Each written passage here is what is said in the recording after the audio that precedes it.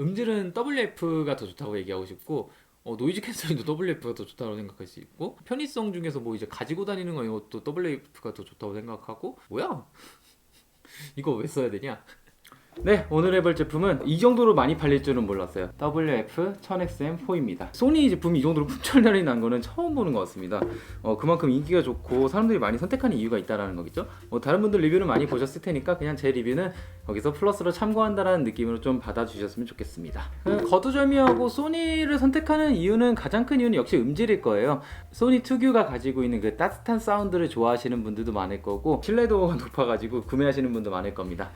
그래서 저는 음질 먼저 얘기하면은 이게 캐치프라이즈가 헤드폰에 도전한다라고 돼 있어요. 원래 이어폰이라는 것의 드라이버는 끼키야 6mm? 뭐 좀 커봤자 10mm? 진짜 커야 14mm 드라이버를 쓴단 말이에요. 이 헤드폰 같은 경우에는 여기에 40mm 정도의 드라이버가 들어가는 게 보통이에요. 아니면 한 60mm 정도까지 해가지고 좀 대형 드라이버를 쓰기도 하고요. 좀 작은 드라이버로 그 헤드폰의 사운드를 한번 도전해 보겠다라는 캐치프라이즈를 가지고 있었어요. 거기에 대해서는 굉장히 성공적이라고 생각을 합니다. 다른 분들도 이 부분에 대해서 진짜 헤드폰 같다는 느낌을 많이 얘기하셨어요. 제가 듣기에도 조금 헤드폰 같은 느낌이 있어요. 그러니까 저음 같은 경우에는 완전 극저음이 헤드폰만큼의 구성을 가져오진 못하지만 거의 한 80% 90%는 막 헤드폰에서 나오는 저음을 듣는 듯한 느낌을 주더라고요. 먼저 문제점부터 얘기하자면은 이게 고역이 무너진다는 얘기를 좀 많이 하셨던 것 같아요. 제가 다른 데서 글을 써보고 다른 데서 토론을 해봐도 소니 요번 거 너무 고역이 무너지는 것 같아요 하는 식의 얘기를 많이 들었어요. 근데 이게 고역이 무너진다기보다 일단은 고역이 거의 없다라고 생각할 정도로 느낄 수 있어요, 사람들은. 왜냐면 이제 초고역의 그 하쉬한 느낌이 크지 않기 때문에 고역이 없다 혹은 무너졌다고 느낄 수 있고 DSE라는 기능이 있습니다. 네, 이제 시뮬레이팅으로 여기서 여기까지 음원을 무선으로 재생하는데 손실되는 부분이 있어요. 보통 이제 고역되어 있죠. 이제 그 고역대의 부분을 DSE라는 기술로 보강을 해줘가지고 여기 재생할 때 플레이를 할 수 있게 하는 거예요. 근데 거기서 약간 그 슥슥 하는 듯한 이제 화이트 노이즈라고 많이들 하시죠. 머리 위에 이렇게 깔리는 듯한 느낌이 들더라고요. 아마 그 부분들이 좀 고역이 무너진다라고 생각하시는 분들이 있는 것 같아요. 뭐 저도 들었고 저도 있는 거를 확인했으니까 이 부분에 대해서 부정하진 않을 거예요. 이 부분이 거슬려서 못 듣겠다 하시는 분들은 솔직히 이 제품을 사용하시기 어렵습니다. 왜냐면은 DSE를 끄면은 조금 나아져요. DSE를 끄면은 이 이어폰을 사용하는 매력도의 한 30%는 날아가기 때문에 DSE를 쓰시고 고역의 노이즈가 조금 있는 거를 감수하시고 쓰시는 거를 추천을 드리려고 해요. 저도 그렇게 들으면서 느끼는 거지만 그렇게까지 막 크게 거슬리진 않았거든요. 이게 플라시보인지 아닌지는 모르겠는데 한 일주일 정도 쓰고 나니까 그 부분이 많이 안 들리더라고요. 이게 줄어들어서 이게 업데이트 하고 나서 잠수함 패치로 줄어들게 만든 건지 아니면은 그냥 일시적인 문제인 건지는 잘 모르겠는데 아무튼 저는 그렇게까지 큰 문제는 아니라고 생각을 합니다. 그리고 이게 기본 튜닝에서 소니가 요번에도 WH-1000XM4 할 때도 많이 느꼈던 건데 얘도 그렇고 저음이 되게 낮게 설정이 돼 있어요. 그러니까 플랫한 사운드가 요즘 유행이다 보니까 약간 심심한 사운드로 내서 너네가 좀 더 이제 만지고 싶으면 EQ로 만져가지고 할 수 있게끔 앱에서 이렇게 세팅이 돼 있는 것 같더라고요. EQ 기능에서 이제 베이스 부스트를 할 수 있는 클리어 베이스라는 칸이 있어요. 그 칸 같은 경우에는 이제 쉘빙 EQ인 것 같아요. 쉘빙 EQ로 저음력을 이렇게 들어주는 느낌인데 WF-1000XM4도 저는 조금 더 높여도 괜찮은 것 같더라고요. 저는 플러스 4까지 쓰는데 그거보다 높아지면 너무 둥둥거리는 느낌이고 한 플러스 2에서 4 정도로 높여보신 다음에 본인한테 성향에 맞는 베이스를 들으시면 좋을 것 같아요. 고역은 올리시면 안 돼요. 이게 DSE 시스템 때문인지 모르겠는데 고역을 들어버리니까 거기서 이제 시뮬레이팅 되는 고음의 양이 많아지면서 노이즈, 아까 얘기했던 그 앞에서 얘기했던 노이즈가 커지는 느낌이 들더라고요. 뭐 그리고 고역을 그렇게까지 막 잘 재생하진 못해요.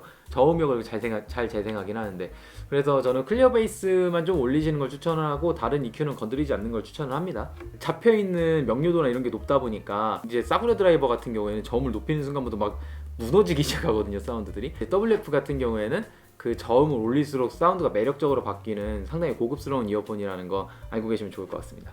그리고 뭐 LDAC를 사용하잖아요. 이 제품은 LDAC를 사용하기 때문에 구매 가치가 있는 거예요.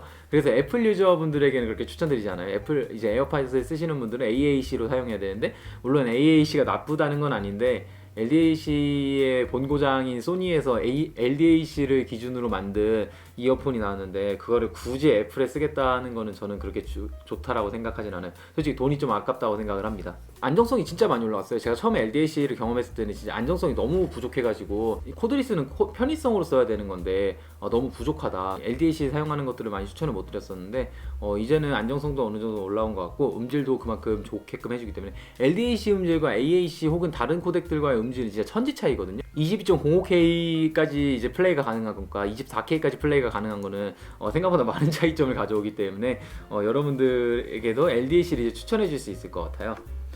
그리고 LDAC는 안드로이드에서는 대부분 지원을 해주기 때문에 내 핸드폰이 어떤 핸드폰이든 그 개발자 모드에 들어가셔서 LDAC를 사용할 수 있는지 확인을 하시고 거기에 LDAC가 포함되어 있다라고 하면은 안드로이드 유저는 거의 모든 분들이 사용이 가능할 겁니다. 그래서 뭐 음질적인 부분을 뭐 결론을 내고 가면은 전작을 쓰고 싶었는데 다른 편의성 때문에 못 썼다라고 하신 분들은 편의성과 음질 모두 다 잡은 이 이어폰이 정말 매력적인 아이템이 될 거라고 생각을 해요. 다만 이제 사운드적인 부분이 소니 특유의 사운드가 있어요. 이거는 바꿀 수가 없어요. 이게 튜닝으로 바꿀 수 있는 부분이 아니라 이게 토닝이라고 하는 부분이기 때문에 내가 만약에 에티모틱 혹은 그 비에노 같은 그 하쉬한 사운드를 굉장히 좋아한다 라고 하시면 이 이어폰은 진짜 싸구려 음질 아니야 라고 오해하실 정도의 사운드를 가지고 있으니까 내가 고음역을 너무 좋아한다, 그 샥샥 하는 느낌이 강하게 들어야 된다 라고 하시는 분들은 이 제품 사시지 않는 걸 추천드립니다. 이 제품 싸지도 않은데 내 성향 테스트로 사기에는 조금 부담스럽잖아요. 그렇기 때문에 그 자기 자신의 성향이 무엇인지는 확인을 하시고 구매하시는 걸 추천드려요. 네, 그리고 그 다음으로 중요한 게 이제 노이즈 캔슬링과 주변 소리 듣기 모드죠. 전작 같은 경우에는 WF-1000XM3죠. 3 같은 경우에는 노이즈 캔슬링도 반쪽짜리였고 주변 소리 듣기도 그렇게 막 좋지는 않았었어요. 그냥 저냥하다라는 느낌이었죠. 윈드 노이즈 감소도 거의 못 시켜서 뭐 바람 불면 이게 노이즈 캔슬링을 쓰는 게 의미가 있는 건지 없는 건지 막 그런 식의 느낌이 드는 제품이었었는데 아이유 원툴 아이유를 보고 사신 분들도 많겠죠. 아무튼 주변 소리 모드 같은 경우는 제가 썼던 제품 중에서는 가장 훌륭했어요. 저는 진짜 귀에서 이어폰이 빠져있다라는 느낌이 들 정도로 자연스러운 음질을 보여줬거든요. 이게 물론 이게 제가 예전에 썼던 에어팟 프로보다 저는 좋다라고 생각을 하는데 에어팟 프로도 2년 동안 업데이트를 꾸준히 하면서 아마 더 좋아진 것 같아요. 다른 분들이 느끼기에도 뭐 에어팟 프로가 더 좋아요 라고 얘기하시는 분들이 많았거든요. 그렇기 때문에 뭐 그 부분에 대한 직접 비교는 좀 어려울 수 있겠지만 충분히 좋다. 제가 보기에는 탑 클래스에 드는 주변 소리 듣기 모드를 가지고 있다. 이 제품 같은 경우에는 음악을 틀었을 때 현실성이 되게 강하게 다가와요. 이 현실성이라는 게 무엇이냐, 이게 스테이징이라는 개념이랑 그 명료도의 개념이라는 게 좀 있어야 되는데 팬텀 이미지라고 하죠. 내가 어디에 무슨 악기가 있는지 정확하게 들을 수 있는 부분들이 있어요. 기본적으로 이어폰이 작고 이제 모니터링 이어폰이 아닌 경우에는 저음 같은 경우에도 이렇게 둥글고 부하게 떠있다라는 느낌이 강하게 들어요. 근데 이거를 진짜 쫀쫀하게 쫙 잡아줬다라는 느낌이 드는 사운드들이 있어요. 그게 여기에도 있고 여기에 기타가 있고 여기에 뭐 드럼이 있고 여기에 베이스가 있고 여기에 뭐 브라스가 있고 여기에 뭐 코러스가 있다 하는 것들이 이렇게 착착착착착 돼 있는 것들이 있잖아요. 그 부분들이 진짜 헤드폰처럼 사운드를 만들어줘서 들리는 게 있어요. 저는 진짜로 놀랐던 게 한 비교해보기 위해서 이 WH-1000XM4랑 비교를 해봤어요. 사운드를 물론 음질적인 부분은 어쩔 수 없어요. 헤드폰이 조금 더 좋다라는 거는 부정할 수 없겠지만 저는 오히려 특정한 부분, 이 현실성이란 부분에서는 WF-1000XM4가 훨씬 더 그 명료도를 잘 만들어내고 있는 거예요. 그래서 되게 당황스러웠어요. 헤드폰을 안 써도 되는 거 아니야? 막 이런 식으로 생각이 들 정도로 이 사운드를 꽉 잡아주는 그 느낌이 너무 고급스러웠어요. 뭐 드비알레 제미니랑 비교해주세요 이런 분들 많을 텐데 제가 제미니가 너무 비싸가지고 그리고 제 스타일도 아니기도 하고 드비알레 시리즈가, 그래서 그 부분 직접 부분 좀 어렵다라는 거 미리 말씀드리겠습니다. 그래서 이런 현실성을 조금 더 즐기고 싶으시는 분들에게도 정말 추천드릴 수 있는 이어폰이에요. 어택이랑 릴리즈랑 그 엔벨로프라고 하거든요, 음향에서는. 음이 시작되고 끝나는 지점까지의 그 부분에 대한 얘기가 있어요. 내가 이런 소리를 냈어요. 그러면은 어택이 들어가고 소리가 떨어지면서 이렇게 뚝 떨어지겠죠. 이거는 어택감이 강한 소리니까 최고점과 최고점과 최저점의 레벨이 굉장히 빠르게 변하는 거예요. 이런 거를 표현하는 게 생각보다 어려워요. 이걸 댐핑감이 있다라고 얘기하시는 분들도 많은데 제가 최근에 들은 노래 중에서 이제 이렇게 좋아해 본 적이 없어요 라는 치즈의 노래가 있어요. 거기서 중간에 딴따단딴 착 하는 소리가 있단 말이에요. 근데 이걸 너무 잘 잡아주는 거예요. SMB가 있으면은 그 SMB의 노이즈 플로우가 안 들리는 정도로 싹 내려가는 거예요. 그럼 거기서 이제 히스 노이즈가 올라오겠죠. 원래 기본적으로는 그 히스 노이즈도 거의 안 들릴 정도로 깔끔한 공간을 만들어 주더라고요. 바닥 청도 이제 빡빡빡하게 해서 바닥이 반짝반짝한 그런 느낌의 스테이징을 보여주는 그런 이어폰입니다. 그리고 노이즈 캔슬링 같은 경우에는 헤드폰의 드라이버가 더 크니까 그 상쇄시키는 음을 만드는 것도 헤드폰이 더 유리하겠죠. 하지만 이 이어폰에서도 충분히 그 수준의 노이즈 캔슬링을 보여줘요. 근데 여기서 차이점이 뭐냐, 노이즈 캔슬링의 수준은 비슷해요. 근데 수준이 비슷한데 자연스러움이 이 WH가 훨씬 더 자연스럽게 만들어주다 보니까 진짜 세상과 단절된 느낌을 주더라고요. 이 WH 광고할 때도 세상과 단절된다라는 식의 광고를 했었어요. 근데 그때는 솔직히 그렇게 공감을 많이 했어요. 노이즈 캔슬링 진짜 좋다. 이거 좀 위험할 수도 있겠네, 이런 느낌이었는데 페이드가 되면서 이렇게 싹 노이즈 캔슬링이 되는데 진짜 주변 소리가 안 들린다라는 느낌이 들더라고요. 물론 이제 고역이나 이런 부분들은 좀 들리긴 하지만 캔슬링이 안 돼가지고 그 상태에서 음악을 켜면 마스킹이 돼가지고 아예 안 들리는 거고, 뒤에 오는 차를 못 느끼는 걸 한 2번 정도 경험하고 나서는 이게 진짜 위험한 거구나, 이게 진짜 강력한 노이즈 캔슬링이구나 라는 거를 경험을 했었습니다.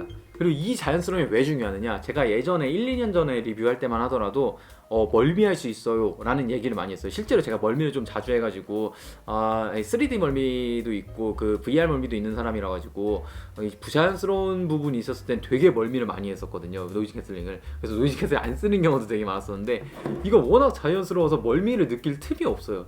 그리고 이제 주변 소리 듣기 또한 자연스럽기 때문에 주변 소리 듣기에서 멀미를 하지 않게 되죠. 그래서 제가 경험해본 현존 코드리스 중에서는 최고의 노이즈 캔슬링과 주변 소리 듣기 모드를 가지고 있는 것 같아요. 보스가 다음번 어떻게 나올지 몰랐어요. 이제 원래 본가라고 하면은 소니 보스 2개를 얘기하잖아요. 소니 보스 중에 이제 보스가 어떤 식의 사운드를 가지고 이어폰을 다시 낼지는 조금 긴장을 해야 되는 게 아닌가라는 생각을 합니다.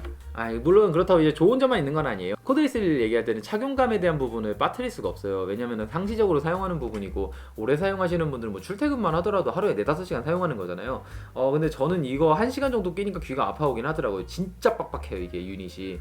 물론 그래서 안정감이 있어가지고 빠지지 않겠다라는 그 안정감은 있지만 이게 귀가 좀 작으신 분들은 아마 많이 아프지 않을까라는 건 좀 걱정은 듭니다. 저번에 버즈 했을 때는 시작할 때부터 이제 팁에 대해서 좀 문제가 있다라고 많이 얘기를 했었는데 이번에는 팁에 대한 문제는 좀 걱정을 안 해도 될 것 같아요. WF3 때는 컴플라이 폼 팁을 제공해줬잖아요. 이번에는 컴플라이랑 뭐 연계를 했는지 아니면 자체적으로 제작을 했는지 모르겠는데 상당히 고급스러운 팁을 줬기 때문에 만족스럽게 사용하실 수 있을 겁니다. 오래 끼지 않으실 분들에게는 굉장히 좋은 이어폰이라고 생각을 해요. 한 30분에서 1시간 정도 사용하시는 분들에게는 좋은 이어폰이고 한 2시간 이상 사용하겠다라고 하면은 사실 그렇게 좋은 선택지는 되지 못할 거예요. 왜냐면 귀 아파서 중간에 뺄 거거든요. 커널형 이어폰은 오래 안 끼는 게 좋아요. 저도 커널형은 거의 안 쓰려고 하고 최대한 헤드폰이나 아니면은 스피커를 통해서만 그 작업을 하려고 하거든요. 뭐 음악을 듣거나 이런 것도 다 스피커 쪽을 위주로 하려고 그러고, 그만큼 귀는 소모품이기 때문에 오히려 이게 장점으로 다가올 수도 있지 않을까 생각을 합니다. 기존에서 뭐 여러 개 나눠서 얘기했던 부분들 그냥 기타 유틸리티로 뭉쳐서 얘기하려고 하는데 이 크레들이 좀 그래요. 패키징부터 해가지고 재생용지로 사용했다고 했거든요.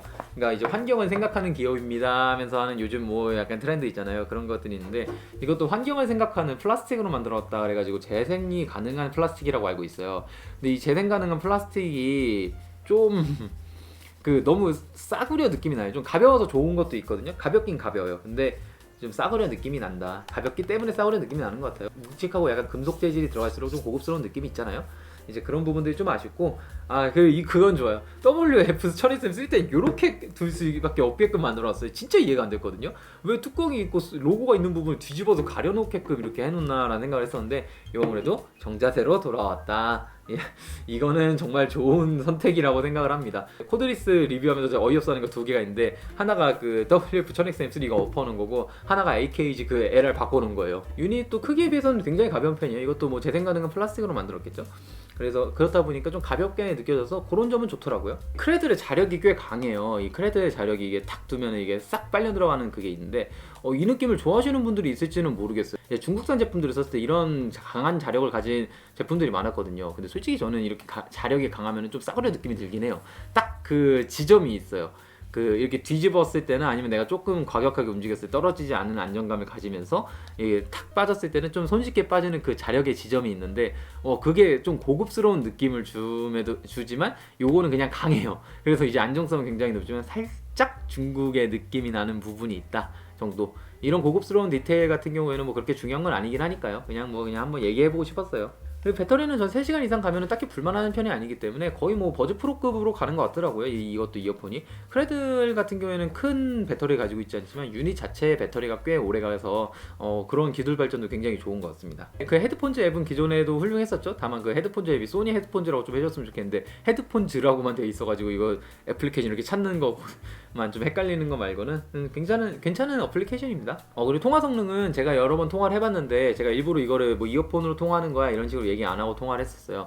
근데 단 한 명도 좀 불편하다는 사람이 없어가지고 확실히 마이크를 3개까지 늘린 거에 대해서 큰 효능이 보이는 것 같습니다. 통화 성능도 나름 괜찮은 것 같아요. 그러면은 이제 다른 제품들이랑 좀 비교를 해보면서 얘기를 할까 해요. WF-1000SM4에 대한 얘기는 이제 이 정도면 좀 마무리가 될 것 같고 뭐 전작과의 비교를 하면은 가격이 조금 올랐죠. 가격이 한 5만원에서 5만원인가 10만원 정도 오른 것 같아요. 조금 올랐는데 성능은 거의 한 3배쯤 올라간 것 같아요.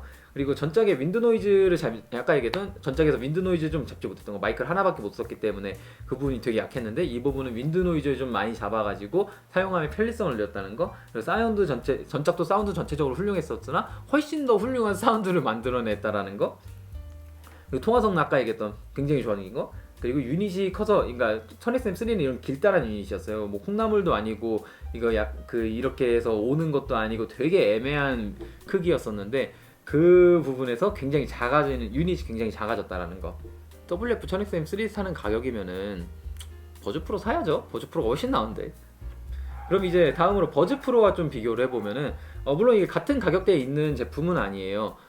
버즈 프로는 이제 20만원대 초반에서 10만원대 후반 정도까지 핫딜로 풀리는 제품이고, 요건 이제 핫딜이 풀리지 않을 것 같아요. 제가 봤을 때는 요번에 예약 구매를 하면은 7월 말에나 받을 수 있대요. 사운드는 거의 반대 성향이에요. 왜냐면은 버즈 프로 같은 경우에는 이제 하만 타겟을 지향하면서 조금 하쉬한 느낌도 많이 들고 고역의 재생이 굉장히 훌륭한 편이에요. 초고역의 재생도 훌륭한 편이죠. 다만 그럼에도 불구하고 원래 고역이 높으면 이제 명료도나 이런 현장감이나 이런 것들이 많이 잘 느껴질 수 있는데, 그럼에도 불구하고 WF-1000SM3가 훨씬 더 표현력이 좋다라는 거. 이제 고음이 열려있는 좀 하쉬한 사운드를 좋아하신다고 하면은 버즈 프로가 가성비로선 최고예요. 뭐 제미니가 요즘은 좀 핫한 것 같긴 한데 그래도 역시 버즈 프로가 반값이니까 그런 부분에서 부담이 좀 덜하죠. 우리 SSC 코덱을 사용 가능하신 분들에게는 SSC 코덱이 주는 안정성이나 이제 레이턴시 같은 부분적인 부분에 어드밴티지가 크기 때문에 그런 것도 매력적인 요소가 될 수 있죠. 그리고 가장 큰 차이, 디자인. 물론 WF가 전작에 비해서는 굉장히 디자인이 좋아진 편이에요. 그래도 저는 버즈의 그 바이올렛 디자인이 진짜 예쁘게 나왔더라고요. 약간 귀걸이 같은 느낌도 있고, 남자들 같은 경우에는 그 몸에서 착용할 수 있는 액세서리가 굉장히 제한되잖아요. 그 사회적인 이미지가. 그렇기 때문에 귀에 끼는 것 정도는 굉장히 화려해도 나쁘지 않다고 느끼긴 해요. 그런 부분에 있어서 뭐 요 WF 같은 경우는 조금 심심하긴 하죠. 뭐 그런 차이점이 있긴 해요. 네, 그리고 다음으로는 이제 에어팟 프로와 좀 비교를 해보고 싶으신 분들이 많을 텐데, 제가 에어팟 프로를 최근에 경험한 게 거의 2년 전이기 때문에 그때 당시의 기억으로는 직접 비교가 어려워요. 왜냐면 그때 당시의 음질도 뭐 그 당시에는 괜찮은 음질이긴 했지만 지금 와서는 그 정도로 고역이 닫혀있는 수준이면은 사실 그렇게 뭐 매력적인 제품은 아니거든요. 근데 뭐 이게 튜닝이나 이런 것들을 업데이트로 바꿔가면서 뭐 계속 바꿨다라고 하면 저는 할 말이 없기 때문에 그런 부분에서 직접 비교는 좀 불가능하고, 대신에 그건 얘기할 수 있어요. 애플 생태계에 있는 그 편의성, 저기에서 맥북에서 들었다가 뭐 아이폰으로 갔다가 뭐 저쪽 아이패드로 갔다가 하는 생태계에 들어가지 못하는 제품이잖아요. 그런 편의성을 버려가면서까지 이거를 사야 되나. 그리고 가격도 이제 20만원 초반대까지 많이 내려왔기 때문에 그렇게 생각하면은, 그러니까 애플 생태계에 있으신 분들이 단순히 음질 하나 보자고, 그것도 AAC로 들어야 되는 상황 때문에 1.5배의 돈을 더 주고 나서 이걸 사야 된다? 라고 하면 저는 좀 갸우뚱합니다. 그렇게 막 바람직한 선택은 아니라고 생각을 해요. 그래서 아직 2년이 지났음에도 불구하고 에어팟 프로가 아직도 경쟁력이 있다는 것도 굉장히 신기하고요. 애플이 그런 부분에서 진짜 물건을 잘 만드는 것 같긴 해요. 네, 뭐 그리고 헤드폰이랑 직접 비교가 어렵지만 헤드폰이랑도 좀 비교를 해보면은 음질은 WF가 더 좋다고 얘기하고 싶고, 노이즈 캔슬링도 WF가 더 좋다고 생각할 수 있고, 편의성 중에서 뭐 이제 가지고 다니는 거 이것도 WF가 더 좋다고 생각하고, 뭐야? 이거 왜 써야 되냐? 라고 해도 그래도 헤드폰이 주는 그 사운드에 다른 점이 있기 때문에, 그리고 그런 매력들이 충분히 있기 때문에 각자의 매력이 어느 정도 있고 성능은 거의 비슷한 수준이라고 생각을 합니다. 그렇게 생각하면 얘는 이제 30만 원 중반, 초반, 초중반으로 나오는 제품이고 얘는 20만 원 후반으로 나오는 제품이기 때문에 뭐 약간 가성비적인 부분에서 WF가 선택에 좋은 점이 있긴 하겠죠. IU를 안 썼는데도 불구하고 이 정도의 판매량을 보이는 게 너무 신기하고요. 아마 당분간은 이 제품이 가장 좋을 것 같네요. 제가 JBL 했을 때랑 버즈 프로 했을 때도 와 이번에 역대급, 와 이번에 역대급 했는데 와 이번에도 역대급이야. 진짜 기술 발전 미친 것 같아요. 보면은 참 이런 기술 발전 시대에 살고 있는 우리들이라는 게 세상 감사하게 생각을 합니다. 네, 오늘 영상은 여기까지고요. 궁금하신 점 있으면 댓글로 남겨주세요. 그리고 저는 다음에 더 좋은 영상으로 뵙겠습니다. 네, 안녕.